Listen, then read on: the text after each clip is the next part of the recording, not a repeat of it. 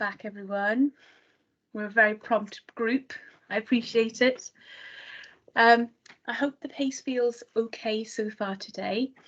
As we said earlier, please pop anything in the chat that you'd like. Yeah, I bet there was a few email checking sessions happening in that break. It's hard not to, isn't it? If there's anything that's occurring to you or you think, oh, I'd really like to know more about that, just flag it and we will respond at the end of today and just highlight some stuff for everybody. So the next thing we're going to have a think about, and it's still part of this section on the foundation of trusting relationships, is internal working model. So we've thought about what happens at the level of brain development when we are absolutely vulnerable and entirely needing support from those around us to gradually add sense and language to our experience of our day-to-day lives. And what's happening at a psychological level alongside that brain development is a development of a script for the world. So the sense we make of ourselves and other people as a consequence of all of those experiences. And psychologists call this script the internal working model. Trying to get my computer screen to work for me. So when we say internal working model, what we actually mean is this script of views about self, views about other people, and views about the world. Now, every single time we have an interaction in our world, from the day we are born and onwards, we're adding little bits of information to that script.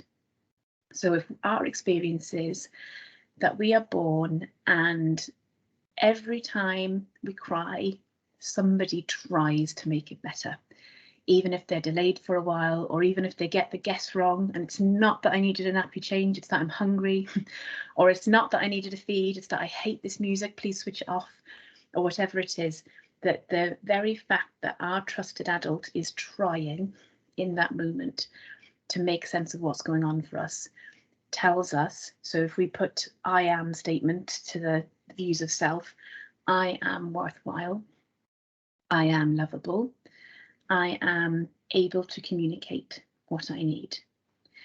And we are also learning other people can be trusted, other people try to meet my needs, other people help me make sense of the world. And the world is big. The world is at times confusing, but the world can be exciting. The world can be made sense of. The world is an interesting place.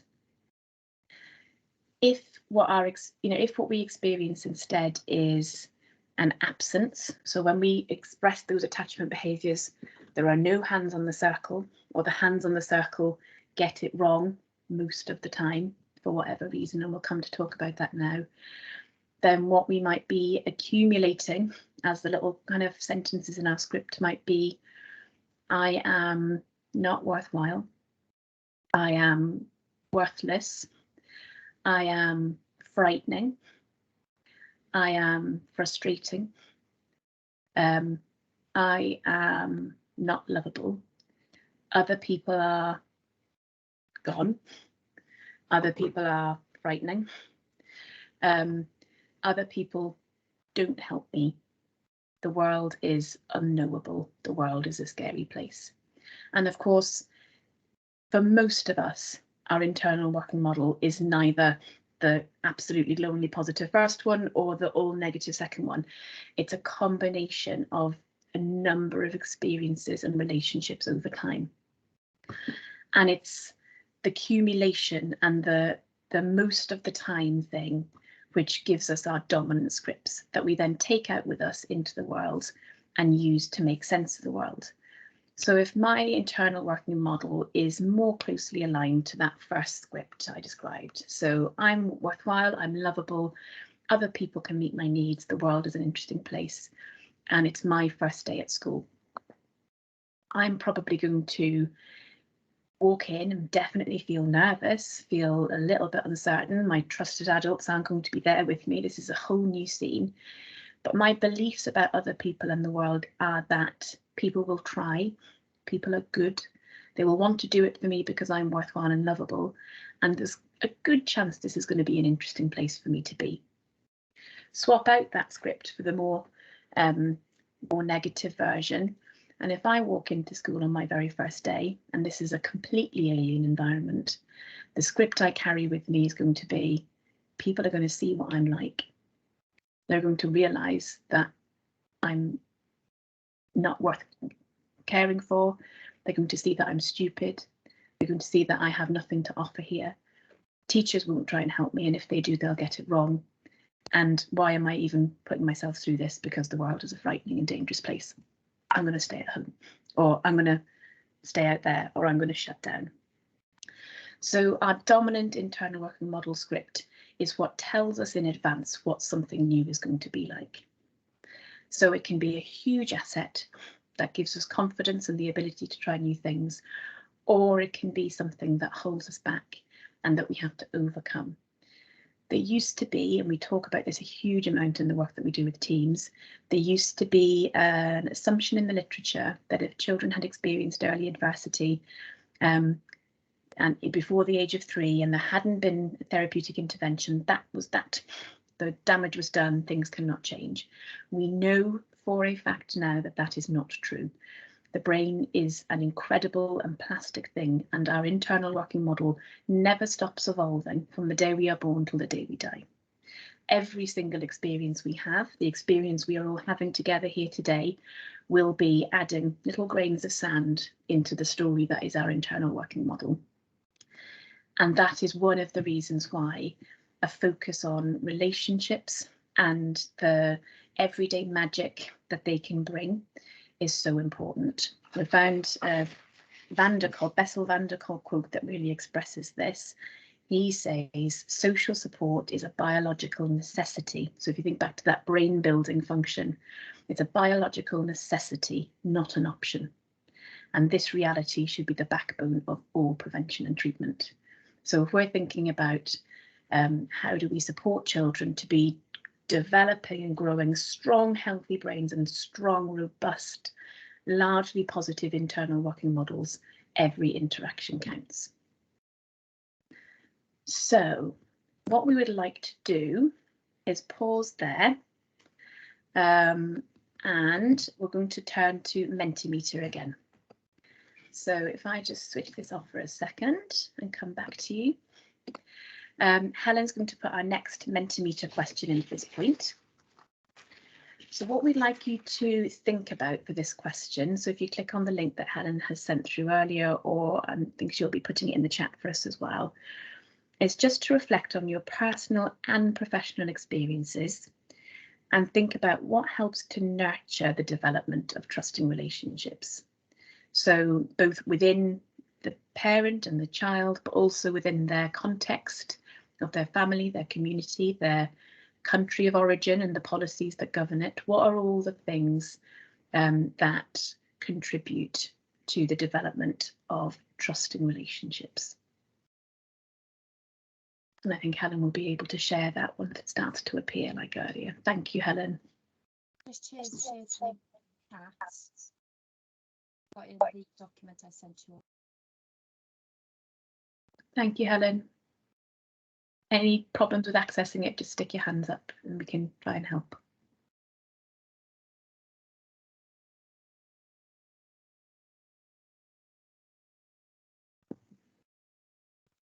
Helena, are you trying to click on the link or the? Yeah, I've gotten the link and put one word in and it's taken me out of it.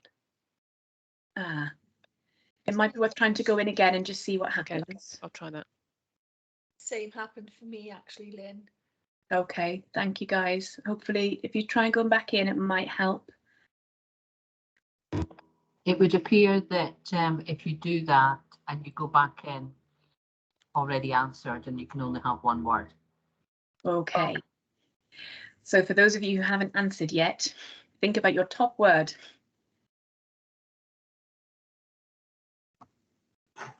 And we'll have a fabulous primacy effect on here. I managed 4 words. 4 words in, so. Brilliant.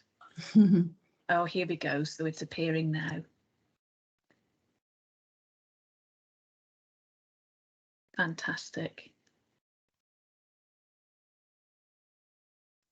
Just while the word cloud is populating, just to say when we go back to seeing Lynn on screen, you might need to right click Lynn's face and to go to fit to frame to get the whole presentation.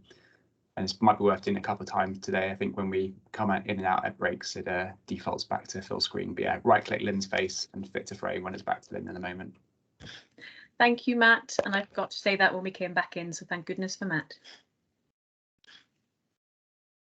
So we've got what looks to be rapidly evolving, but there's definitely some big keywords shining through here. So consistency, empathy, honesty, time, trust, kindness, communication, connection. I'm squinting here because it's pretty small on my screen. So that emotional climate is what I'm seeing writ large here. The time and commitment to being available as hands on the circle, and the tone and intention with which that is done. Is there anything you've noticed, Matt, when you're looking at that? Because this is a question we ask quite often as part of the training that we do.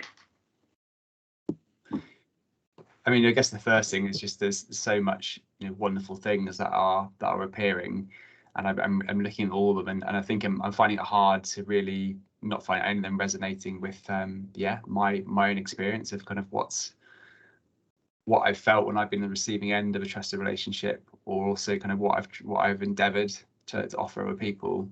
Yeah, absolutely.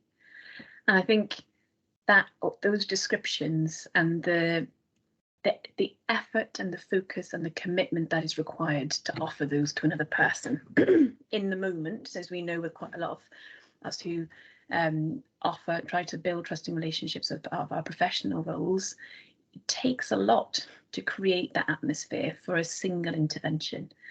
But when we're the trusted adult for a child and we need to offer this repeatedly over time, sometimes several times an hour, it's hard to do. And one of the things that we quite often think with teams about when we're doing this is what facilitates those facilitators. So what makes us able to be available and put the effort in and make the commitment and to facilitate that trust. And quite often those are societal things and community things. It involves having sufficient childcare. It involves having not have major stresses about poverty or availability of food or heat in our homes. It involves so many things that are very often outside of our control. So what we really, really urge you to think about is what is necessary to create the climate where that is possible. And as people who offer services to support family and children, our focus has to be as much on that context as it is on the individuals that we work with, because otherwise it's asking something of people that is just not possible. Thank you, Liz. Yeah, so the visuals from the Mentimeters will be available, which is brilliant to hear.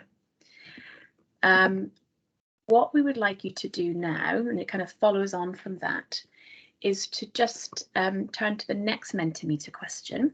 So it will be the subsequent link.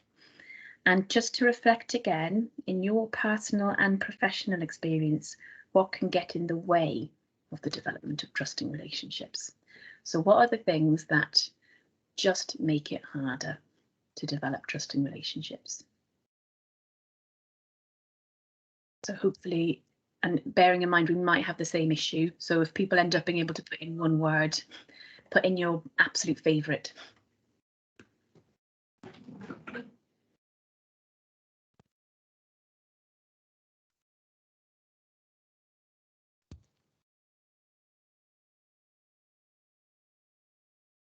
Helena, you've got your hand up. I'm not sure if it's an old hand or you've got a question.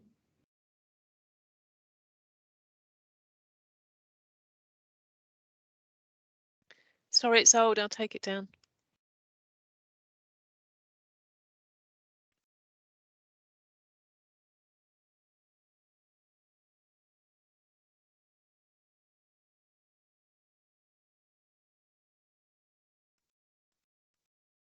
Fantastic.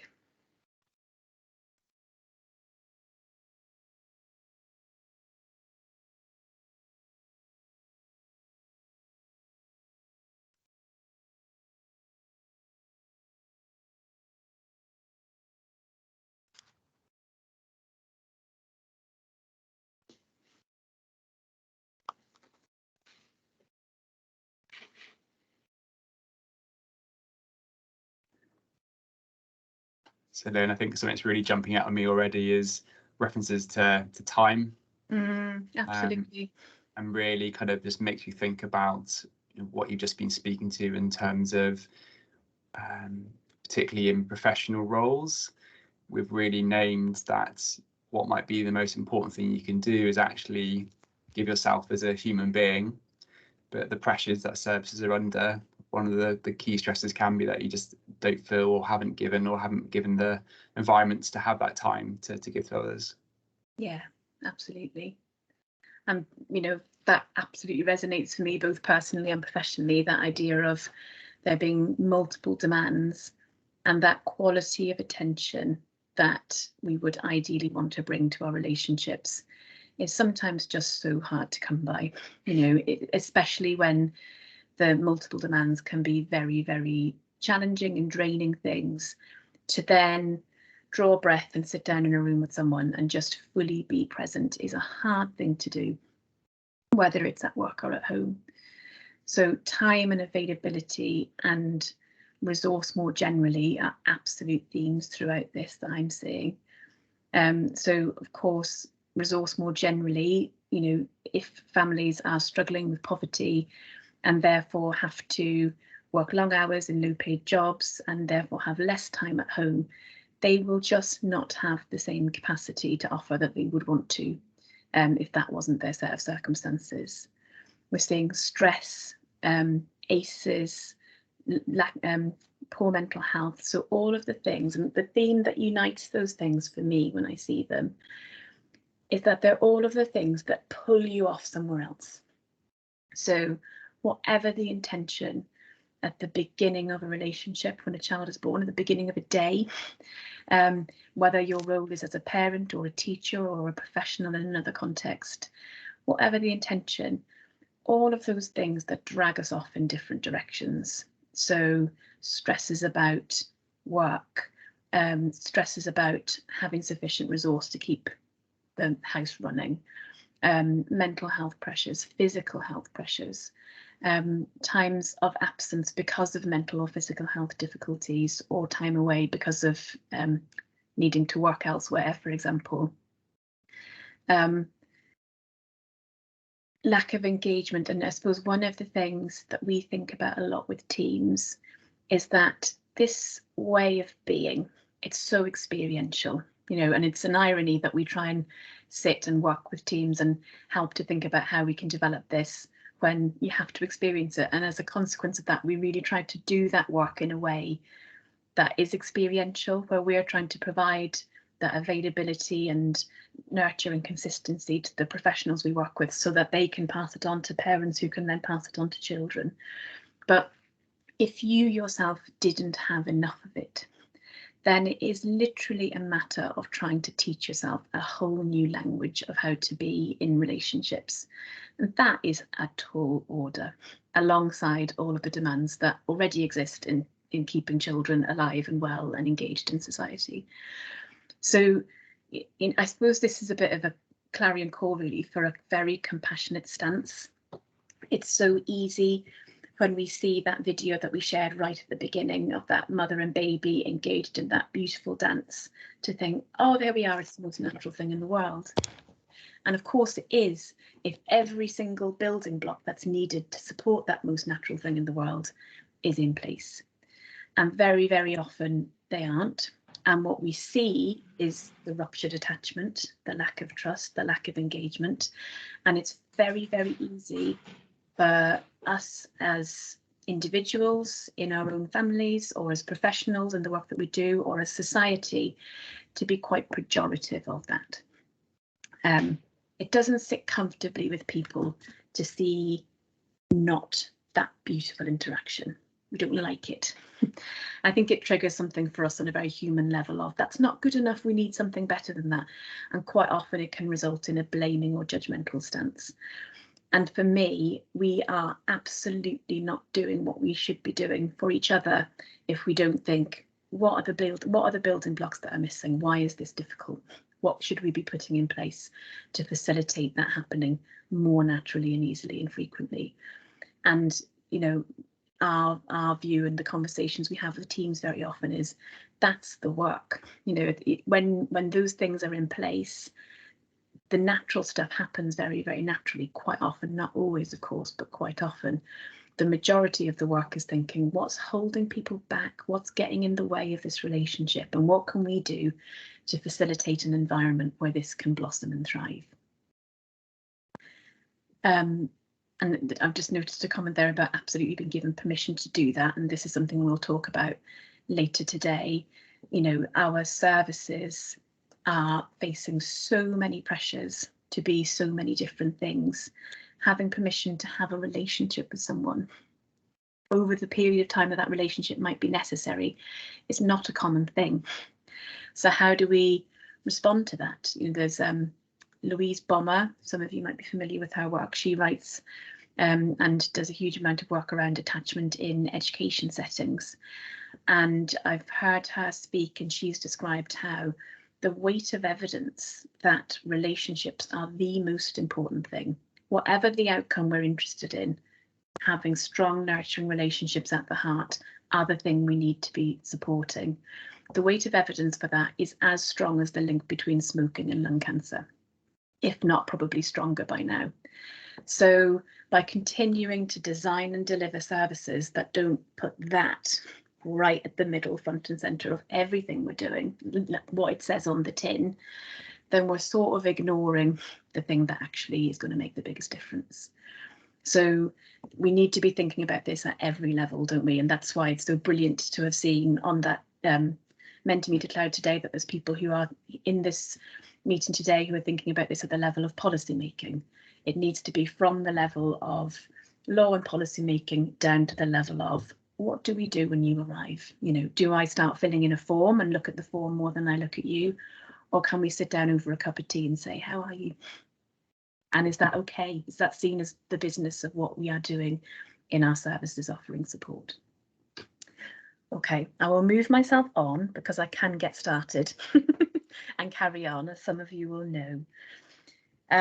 So we're going to think now about, oops, sorry. So we're going to think now about attachment and developmental trauma.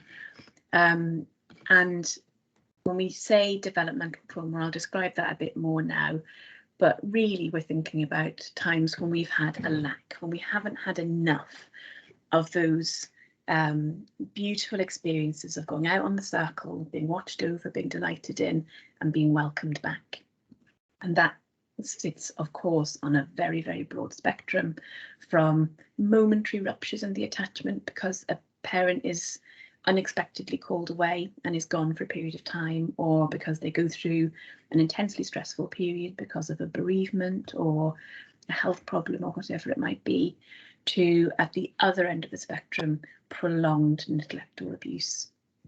But we're going to think about that now in relation to how we make sense of and understand and recognise that and plan for it in our service delivery. So when we reflect on the fact that our relationship with trusted adults are the building blocks of our well-being and development across every arena of our lives, it's obvious then that when we have not had good enough care, as Donald Winnicott would say, we're going to feel the impact of this. So we're going to think about this across a few domains. So first of all, in the kind of within the child's world, what happens when instead of having consistent hands on the circle, they experience anger when they come back in, or they are frightened to go out on the circle because they are not able to predict that the hands will still be there when they come back, because their trusted and other adults who potentially aren't trusted are not consistent, not available, are either physically absent or mentally or emotionally absent, whether that's because of mental health difficulties, substance misuse, domestic violence, their own trauma history being triggered by their experience of parenting or whatever it might be. Oh yes, thank you, Liz. If anyone's not seeing the full screen with these images, just click on me and the option to fit to frame should hopefully fix it. So if we think back to the idea of how we learn through interactions, that serve and return experience, and about learning about ourselves and other people in the world through the eyes of our adults. So it follows then that if a child sees love in their parents' eyes, so thinking back to that baby we saw right at the beginning of today, that child saw love in their mother's eyes. It was so obvious to see. And the experience for the child then is that they feel lovable. This is because when we are infants, we are entirely egocentric. We cannot think, oh my goodness, you know, my parents exhausted, they really need some rest. What I'll do is I'll kind of sleep through for a couple of nights to give them a break. They just don't do it.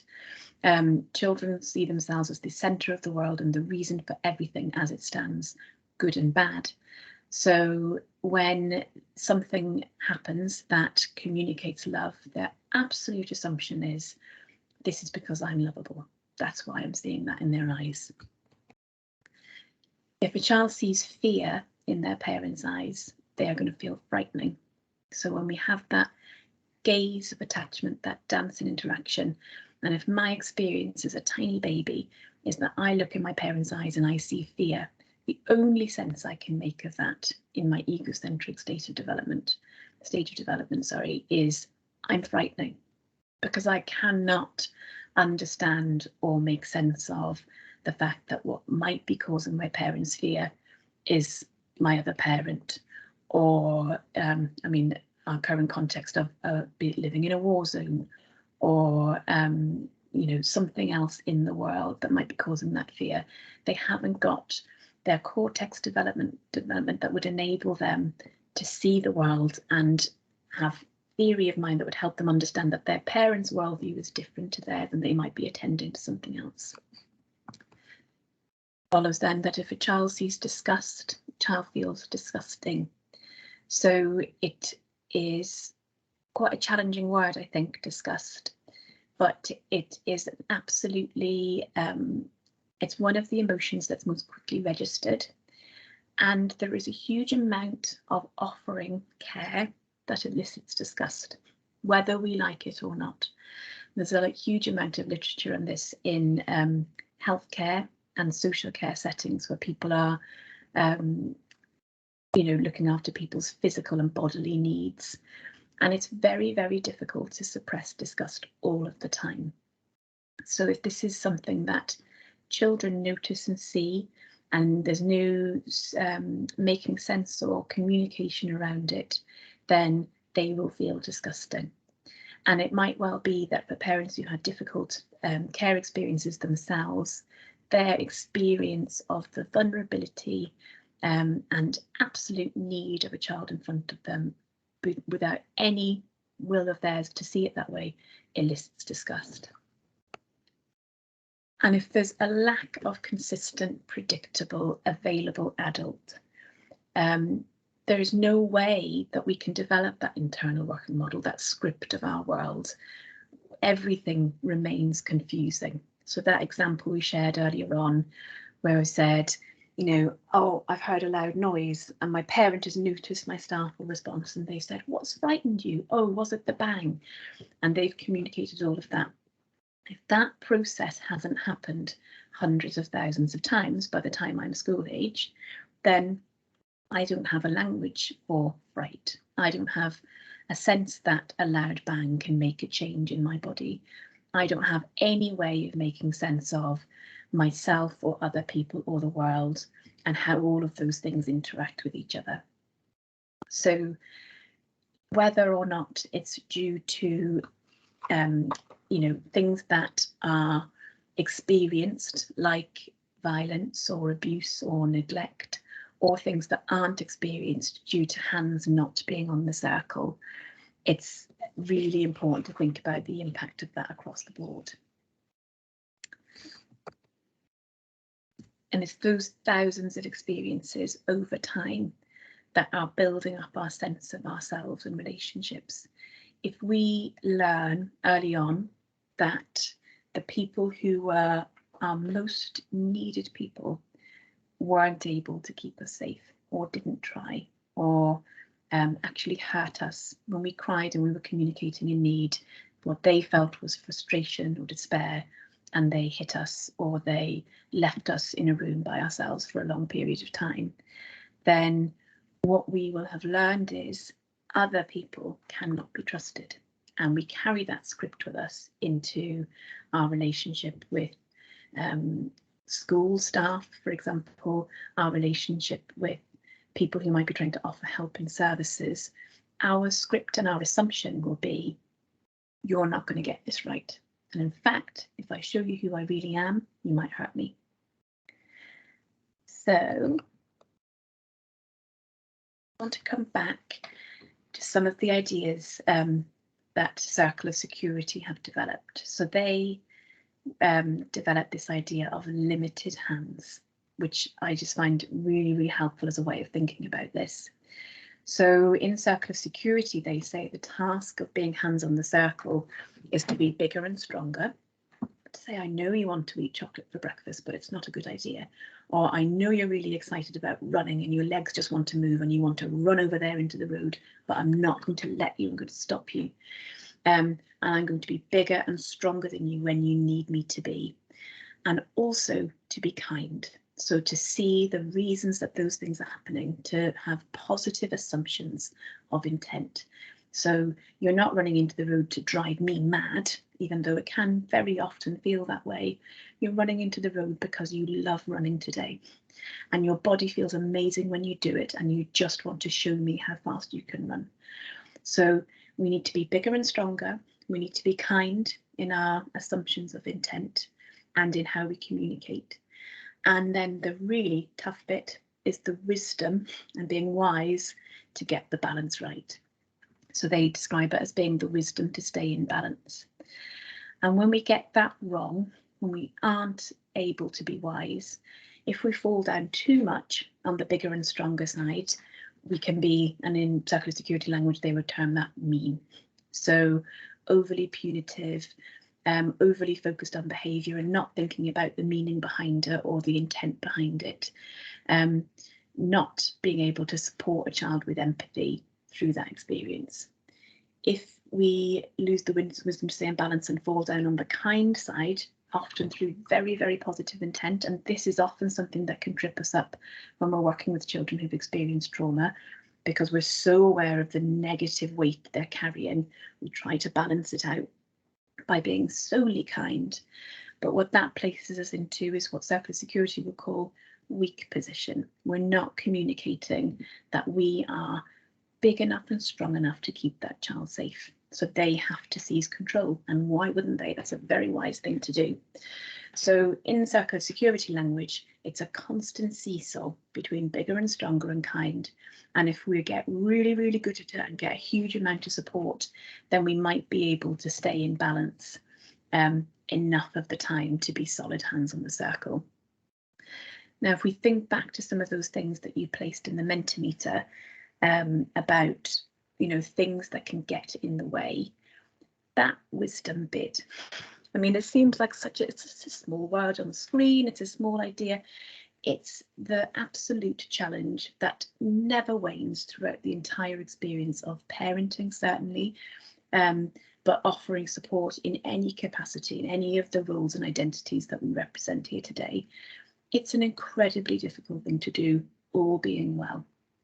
It's an even more difficult and sometimes impossible task to do when we are carrying our own burden of ACEs or adversities that currently exist. And we see this all of the time.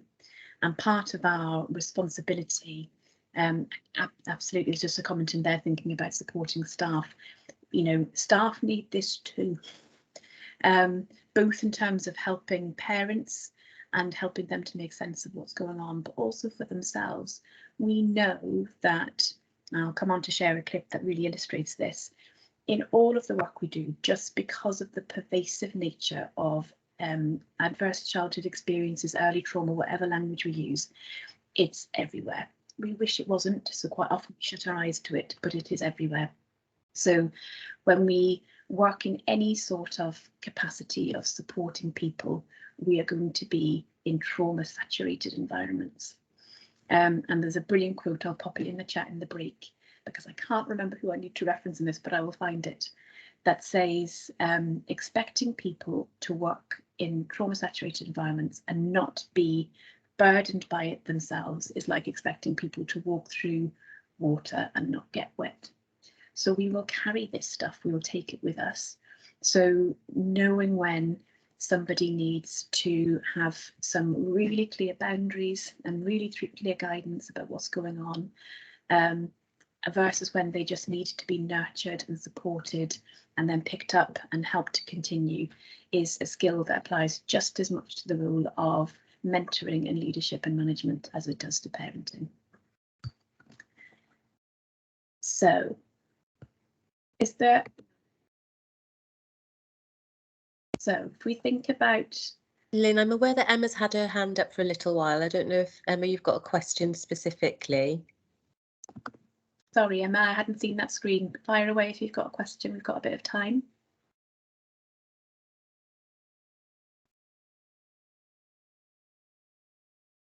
If that's me, no, I haven't got a question. Ah, right. Fine. Okay. There is a hand up somewhere. I can't see who it is, though. Is there anyone that does have a question at this point?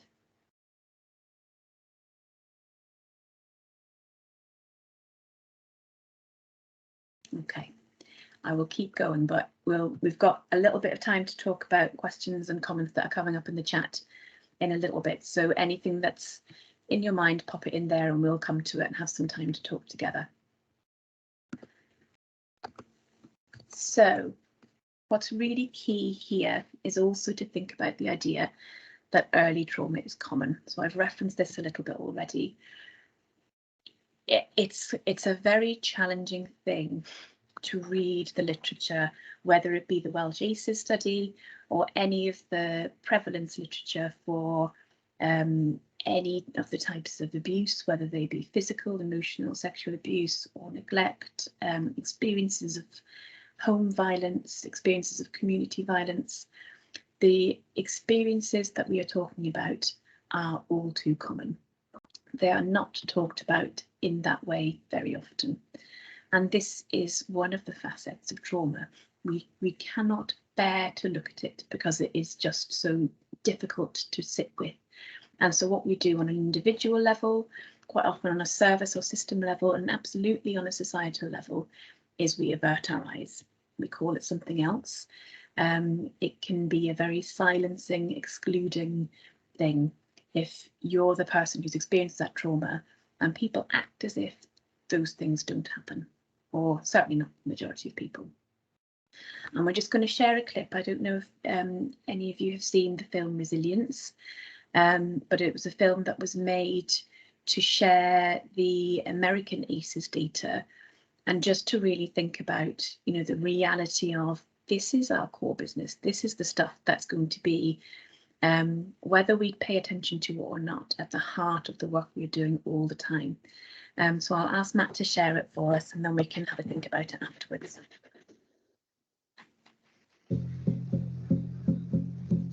We all like to think of childhood as this time of joy and innocence. But, I mean, for many of us, it's just not true.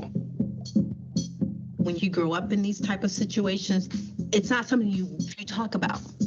I know I didn't.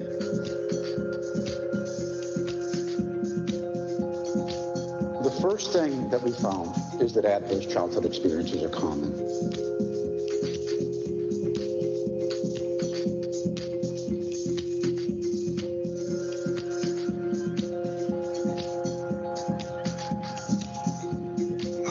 Kids are young, they don't know what's going on, they won't remember anyway.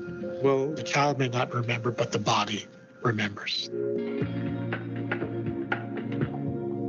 there was this incredible gee whiz effect. You mean adverse childhood experiences cause heart disease and lung disease and liver and cancer? Exposure to trauma affects children's developing brains.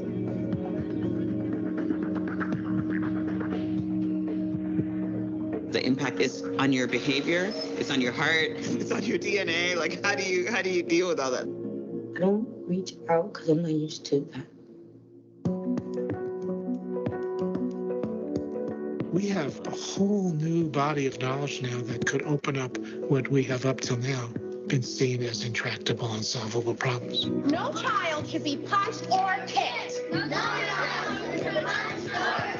If you can get the science into the hands of the general population, they will invent very wise actions. Do you feel like any of the interventions have been making a difference? They made all the difference in the world. It's there, it's possible. And a defeatist attitude is completely disconnected from what 21st century science is telling us. And we should be going after that like a bear.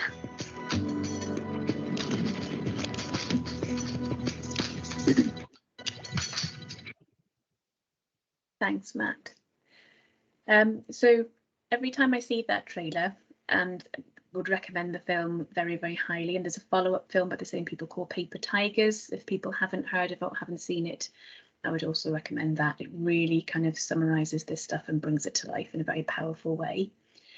Every time I see it, I genuinely each time feel a little bit shocked by the statistics that I see. When you transfer that to your average classroom or average community centre or wherever we see groups of children and impose those statistics, it's very confronting. And the other thing that jumps out at me is that sentence, if you put the science in the hands of the general population, they will invent very wise solutions. And it really feels like the science we're talking about here is the power of trusted adults, the power of the relationships of people around a child. This is not about professionals in, an institution or organisation holding an expert answer that only they can offer, that we have to sit on a waiting list for and wait for. There is a need for that, of course, that's part of the puzzle. But actually, if people can understand and really, really see the power that they can have and the impact that they can have, and Matt's going to be sharing some of the really hopeful, exciting stuff around this afternoon. I've got the kind of doom message before lunch. You'll feel better before we finish, I promise. But the really, really powerful impact that can have is part of what we need to be singing from the rooftops, really, and thinking about how do we organise and align ourselves as service providers to champion that and to give that power away, because there's something about it being behind walls and being in kind of ivory towers, as some people might perceive it, that is disempowering to people who have the capacity to be that trusted adult to someone. So how can we really kind of take a moment, I guess, and I know that some of you are here with other people from your organisation and colleagues, and what I would say is it's just a really good chance to step back and think with fresh eyes, what are we doing that facilitates this, and what are the things that we do that are well intended, but the shadow side is that it disables people's power. It makes them need something from us when actually they might be able to invent their own wise solutions. And of course, it's not an either or, it's both and. But the role of professional expertise definitely gets more airtime, has been my experience. So just to revisit some of that, now as I do my many clicks. Sorry, I'll just have to. Just to emphasise, these experiences are all too commonplace. We have to assume that personally and professionally, we will be encountering people every week who have, and I use this term deliberately and with apology, a deficit in their experience of trust and love. That's not in any way intended to be blaming language. There are so many reasons that we can experience that deficit in our lives. But what we mean by that is they just haven't had enough of those going out in the circle, being welcomed back, going out, being delighted in, being welcomed back, having helped to make sense of that world out there before they then go back out again. We'll be seeing children in every context of our lives who have this stuff going on for them, and we will not know. Part of the reason we will not know is because of the silencing that happens around trauma in our societies. You know, there are a number of survivor groups of trauma of a number of kinds who would say they feel gaslit quite often, if people are familiar with that term, by the response of services and professionals and society to the experiences they have had. That can again seem like very powerful language, and very often there is no intention of doing that. And just to really kind of open that up a little bit, one of the things that experiencing ruptured attachments and experiencing early traumas tends to do is it creates strong shame. So to define shame, shame is the belief that I am bad. So it's different to guilt. Guilt is I've done something bad. And for those of you who are familiar with Dan Hughes's work, he very kind of often uses the example, I kicked the dog, I shouldn't have done it.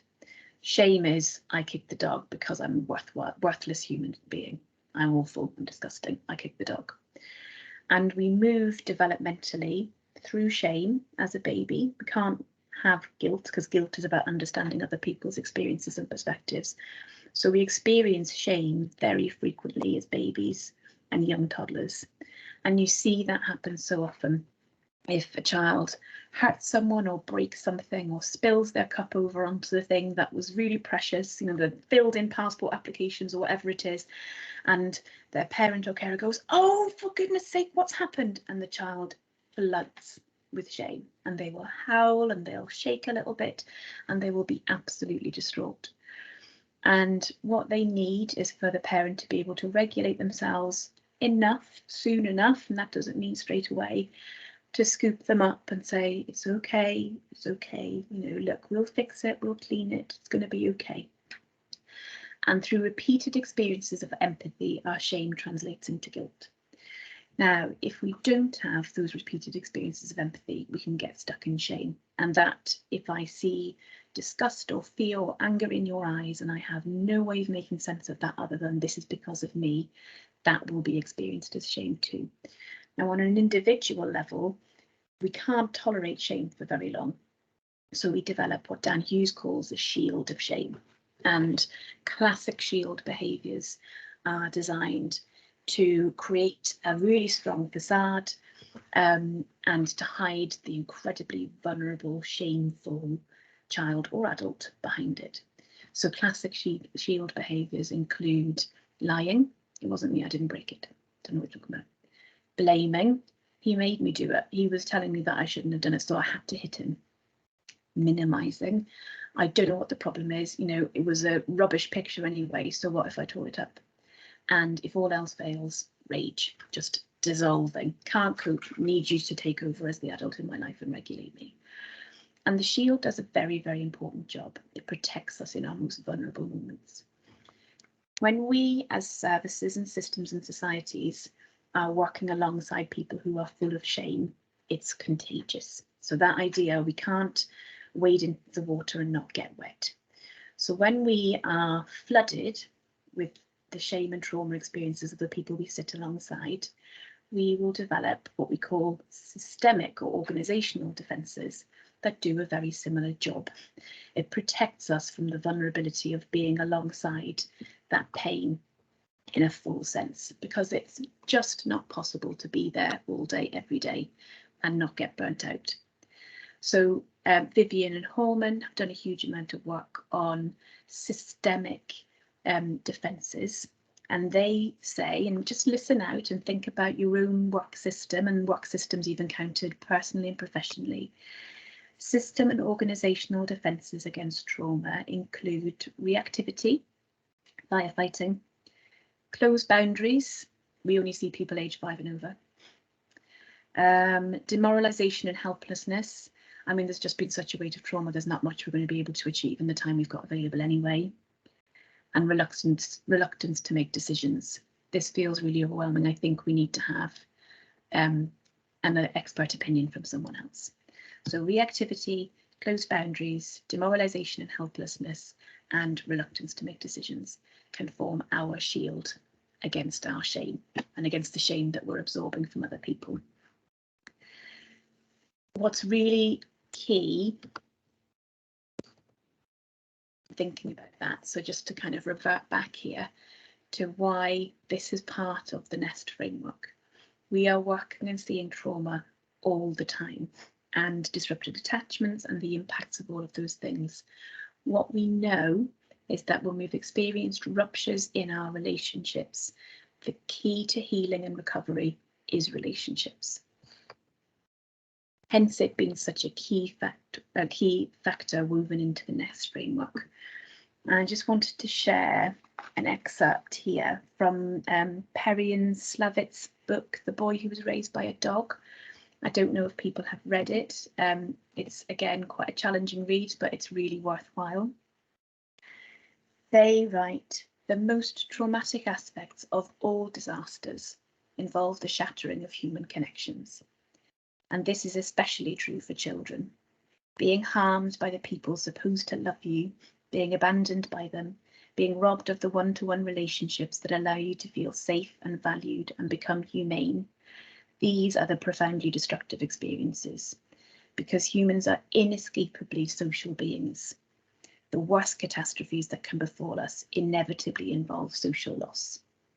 As a result, recovery from trauma and neglect is also about relationships, rebuilding trust, regaining confidence, returning to a sense of security, and reconnecting to love. So for me, that's a kind of summary of what we've talked about so far today. We are social beings. We are built in a way that we need trusting relationships with the adults around us to grow in the first place and to thrive. And when those things are shattered, when our trust that those hands will be there on the circle for us when we need them, and that never goes away, by the way. You know, we all have our loop that we go back where we'll phone our mum when we've had a stressful day, or we'll call our partner to say, you're not going to believe what they did now, or whatever it might be. We have those loops and we feel it profoundly when they're not there, whether that's because of bereavement or relationship breakups or whatever it might be. So those things never go away. The focus of intervention and support, to refer back to Perrin Slavitt's, is recovery from trauma and neglect is also about relationships, rebuilding trust, regaining confidence, returning to a sense of security, and reconnecting to love. The really positive thing in amongst all of that is that there's also an emerging literature which is extremely exciting. And the reason for this is whenever we talk to teams in social care settings, education settings, health, wherever they might be working, and we start to talk about trauma-informed practice and attachment-focused practice, very, very understandably, people say, the thing is, have you seen how busy we are? We have got so many plates we are spinning, we cannot add another one in. And the evidence base that's emerging now shows that whatever outcome we are interested in, trauma and attachment sensitive approaches benefit everyone. So they're going to be facilitative of those children and young people who've experienced ruptures in attachment and traumas. They're also going to help children who haven't to any significant degree. It basically helps us all to thrive. And there's evidence for this across domains. So whatever the outcome we're interested in, if we're interested in 5 GCSEs grade A to C, that seems to be improved by trauma and attachment informed practice. If we're interested in staff retention and recruitment, that seems to be improved by trauma and attachment informed practice. It's a very, very encouraging thing, because it basically gives us permission to say, yes, we actually can and should be putting our focus of attention and resource on this, because without doing anything else, it helps us improve that, whatever that might be. I'm going to stop there because I've been talking a lot and I'm really conscious that we want to make time before the break to hear from Emma, who's our illustrator, who's been trying to capture some of this today, and also from Liz and Helen, who've been monitoring the chat and will hopefully be able to bring in any themes that have been coming up I've tried to keep an eye on it, but I can't talk and read at the same time, you guys, so sorry. So I'll be hearing some of this for the first time. So if Helen and Liz and Emma want to join us.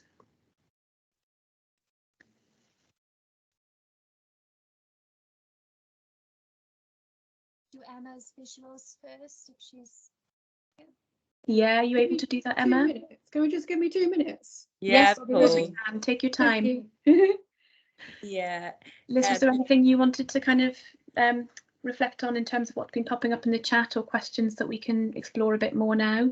Yeah, I mean, I think there's lots of comments in the chat, but I suppose the two questions that have really struck me, and I think you've begun to answer it with your last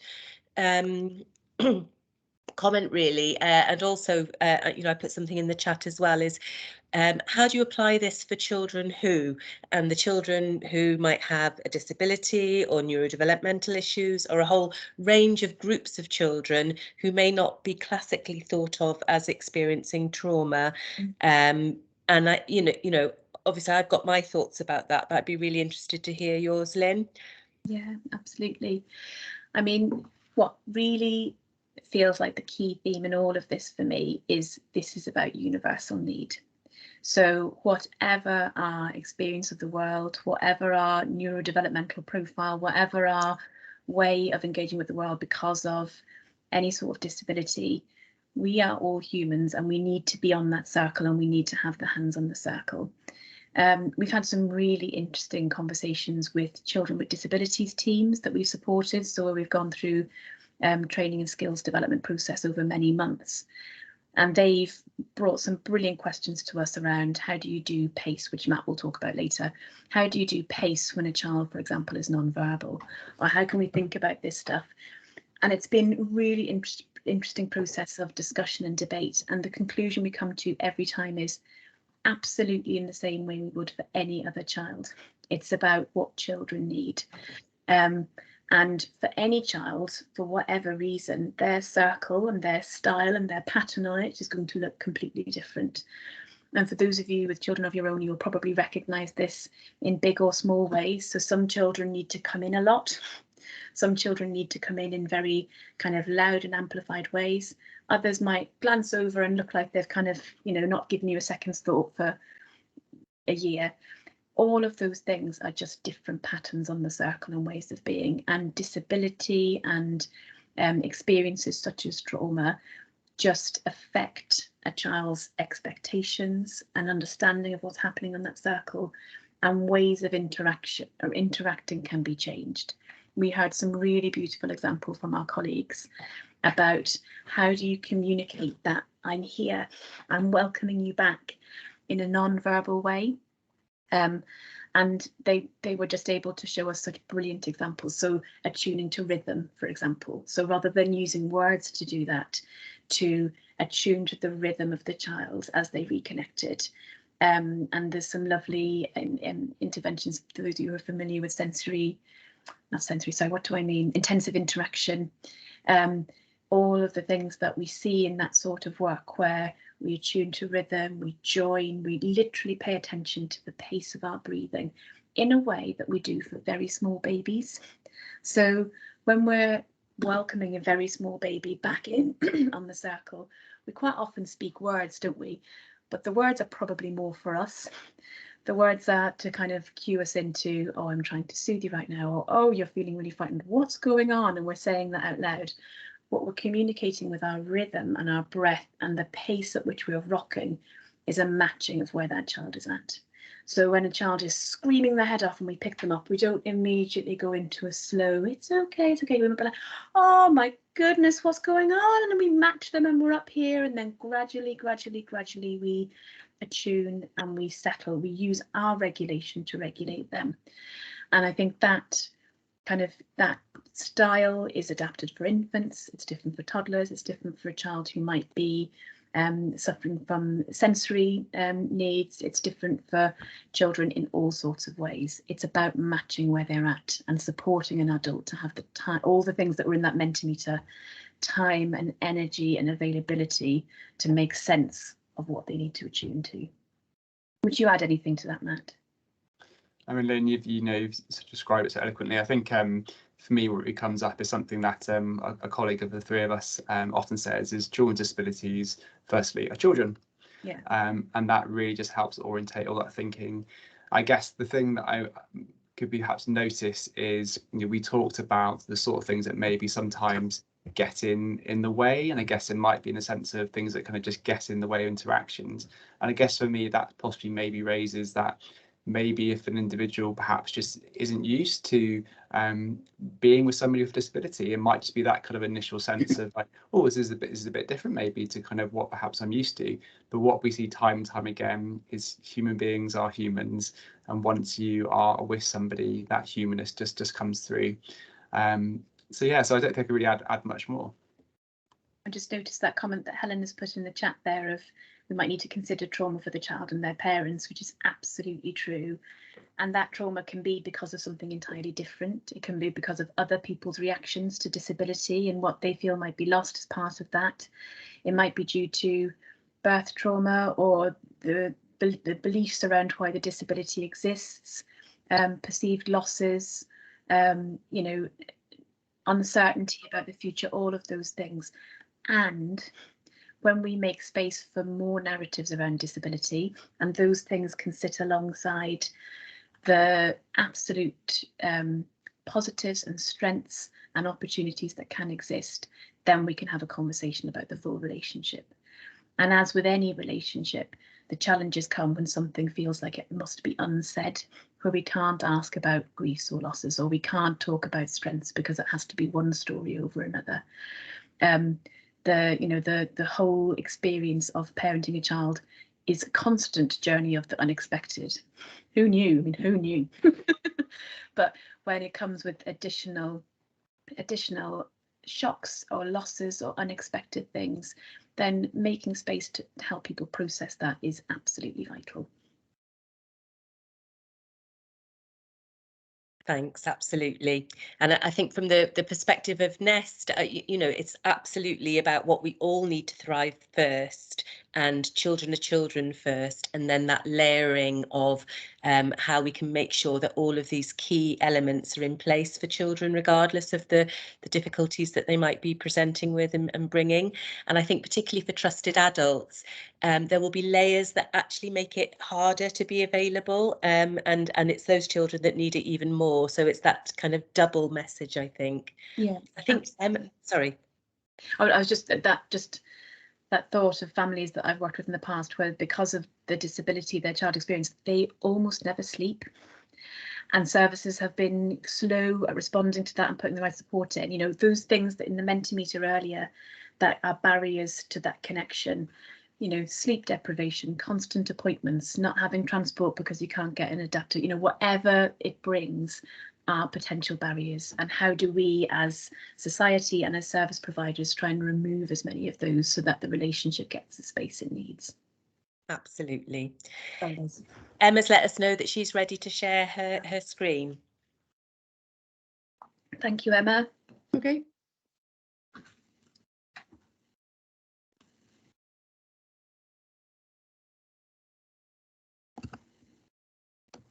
Is it? I can't yet, but my laptop is absolutely slow, so don't take me as a guide. It's on its way, I think. Is it? We've got your initials. Hopefully it's on the way. Yeah. I don't know why it's not showing what's on my laptop, on my iPad. Oh, I think it might be the size of the group. Oh, there we go. Oh, look at that. That looks absolutely beautiful. So that was the first session this morning.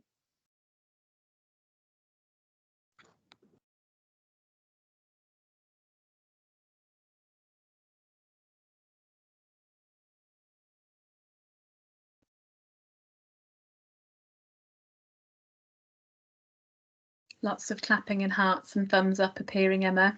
I love those clapping. I've never seen that before. That's so cute. Thank you, everyone. And then amazing. The last session there.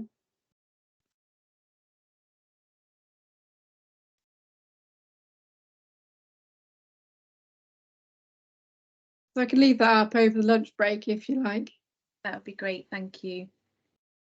I don't know how if I had a week and no disruption, I couldn't have produced that. So absolute absolute respect. Thank you, Emma. That's amazing. Shall I leave that on the screen, or do you want me to take it down, pop it up again in a minute? We've got a few minutes if there's anything else that people wanted to ask or reflect on, or anything at all before we break for lunch.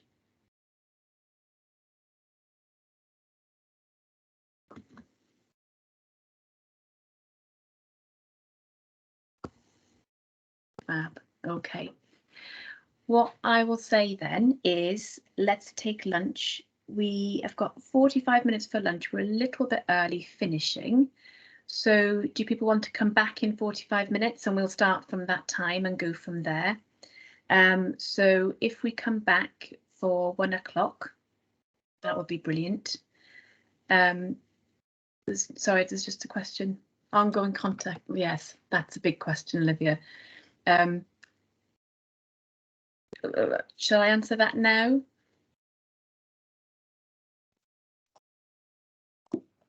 Yeah, I think go for it, Lynn. Yeah, because we're time now, don't we? Yeah. I mean, Matt, I'd really be interested in your thoughts on this as well. I mean, this is a question we hear a huge amount, and our colleagues in social care have to grapple with all the time. You know, when we're thinking about relationships, Kim Golding has a pyramid. So we think about what do we need to develop and thrive, and the bottom layer of that we absolutely need as human beings is physical and emotional safety. So if we're thinking about parents who might have been difficult hands on the circle in the past, who either caused actual harm or were absent or inconsistent, one of the things we've got to think about is how can we facilitate that relationship in the safest possible way? The other reflection we hear a huge amount from our colleagues in social care is children are having that relationship with their parents anyway, even if not in person, in their imagination and in their hearts. It doesn't go away. They have a bond that exists. Just because we can see the things that are not safe or healthy for them in that relationship doesn't mean it's not the most important relationship to them, or one of the most important relationships to them into their adult lives. So, you know, making space for how we can create safety around that and what the parents might need in order to engage safely is part of a very, very complex and difficult process, I would say, but such an important one, because it is part of that child circle, whether we choose to see it there or not, those hands are on it. So, you know, there are absolutely times when it just isn't safe enough. And I completely respect that when I hear colleagues who've made that decision, often in a very, very, you know, very, very difficult way, and feel huge guilt and questioning for themselves around it. There are times when it just isn't safe enough. But I would say we have a responsibility in the systems around children to think about what would be needed to make it safe. And can we be working on that in the background? And can we restart this connection in a supported way as quickly as possible? What are your thoughts, Matt? Oh gosh, yeah, lots of thoughts really, and particularly hearing you just speak, Ben. I think the first thing to say is think it, you know, absolutely is possible. It might be a different relationship to what the network, to the child, to the birth parent perhaps maybe hoped for. But certainly I did a lot of work into adoption. It's something that I've been able to actually to witness. So often it might be that a child might end up living with a foster carer or new adopted parents, and whilst they aren't living with their birth family, their birth parents, they can absolutely find a way to have an ongoing relationship. That isn't easy. That takes an awful lot of people, as you said, Lynn, to think an awful lot about safety. And I guess really the main things that sort of really come up for me is thinking about a parent who's had their child removed from them will often experience a huge amount of shame, even though it is the right thing to do to keep that child safe. It's probably up there as one of the most incredibly difficult things that you could experience as a human being. And there will probably likely have been, well, there is a big message from social services, from society, of you are not able to parent, this child can't stay with you. So that's really a horrible sense of shame of, I am bad, I've failed. So I think what would be so helpful to that is actually seeing if that birth parent themselves could be supported. So whilst that birth parent maybe has done things that are not okay, you know, I would argue that there's probably no one who has a child planning to be abusive, neglectful, to not be able to parent. Often what has contributed to their inability to be able to parent, to keep their child safe, is their own circumstances, their own life, their own trauma. And often, time and time again, what we see is parents themselves who didn't have the safe, trusted adults that we've been talking about. And then they grow up to become adults themselves.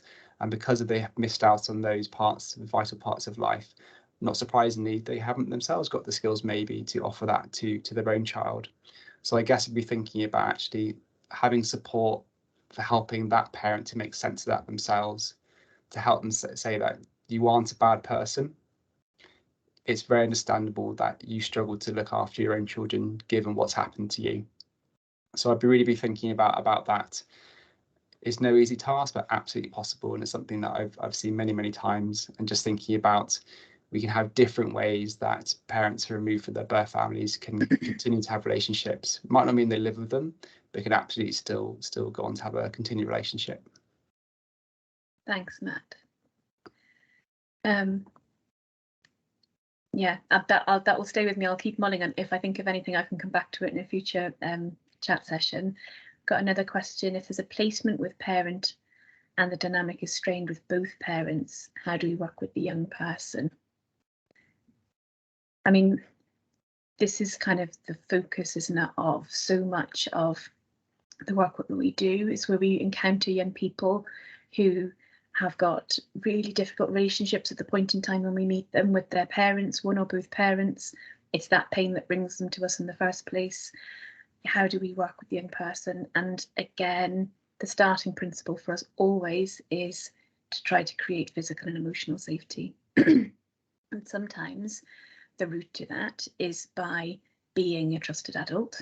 So to offer a relationship to the young person where they feel they can trust us, and where they can get that support and that being watched over, and that's that kind of sense of somebody sees me and somebody can help me make sense of my inner world, at least as a starting point. Sometimes the route is to support the parents and help make sense of what's led to this particular point in time where things are strained, you know, what they see as being the contributing factors to that, what they need to be able to steady themselves and reconnect with the young person in a way that they would have dreamt of at the very start. So we quite often come back to those kind of early thoughtfulness questions of, you know, how did you want, you know, before you had your baby, or before you adopted your child, or before this child came on placement with you, what did you dream it would be? And to try to engage with that version of the parents, because we all enter these relationships with absolute hopes and dreams, and very often either because of challenges within the relationship or within our context, whilst we're trying to be that person, we just fall short of it. And as Matt said, it's a very painful and shame-inducing thing. This is one of our core identities. If we have children in any way as an adopter or a carer, or we work with children professionally, to get it badly wrong feels awful. To get it a bit wrong feels awful. So quite often people end up stuck behind a shield of shame, where defensiveness and blaming and all of that stuff is a self-protective mechanism. So I would say thinking about both, thinking about how do we meet the needs for the child for trusted adults, and could that be someone in school? Could it be someone else in their family network or their community? Can it be us in part? How do we sprinkle some of that everyday magic in of trusting relationships? And again, Matt will come to this after lunch. And then also, how do we offer support to parents to help them get back to that place? Right then, I will